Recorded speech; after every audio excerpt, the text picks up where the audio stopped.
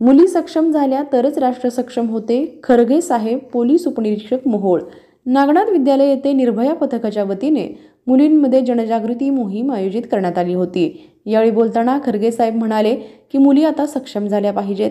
मुलींनी आपल्या अभ्यासाबरोबरच आपण कसे काम केले पाहिजे की ज्यामुळे आपल्या पालकांना मान खाली घालता कामा नये.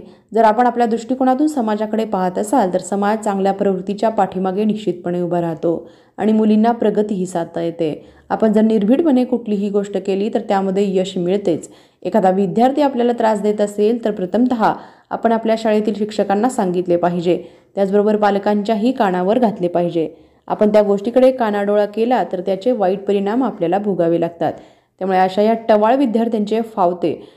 त्यामुळे अशा गोष्टींकडे दुर्लक्ष करता कामा नये. त्याचबरोबर त्यांनी सायबर गुन्हे यामध्येही खूप फसवणूक होते. व्हॉट्सॲप ग्रुप असतील त्यावरती येणारे मेसेज किंवा इंस्टाग्रामच्या माध्यमातून मुलींची होणारी फसवणूक यावरतीही उजाळा त्यांनी टाकला. यावेळी त्यांनी केलेले कार्यक्रमाच्या अध्यक्षस्थानी नागनाथ विद्यालयाचे प्राचार्य बशीर बागवान हे उपस्थित होते. यांच्या हस्ते उपस्थित मान्यवरांचा सत्कार करण्यात आला.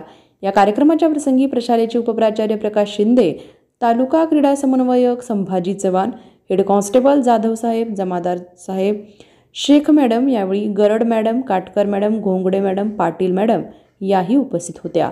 त्याचबरोबर उमाकांत शिंदे, माऊली येवले, अरुण राऊत मुकणे सर हे उपस्थित होते.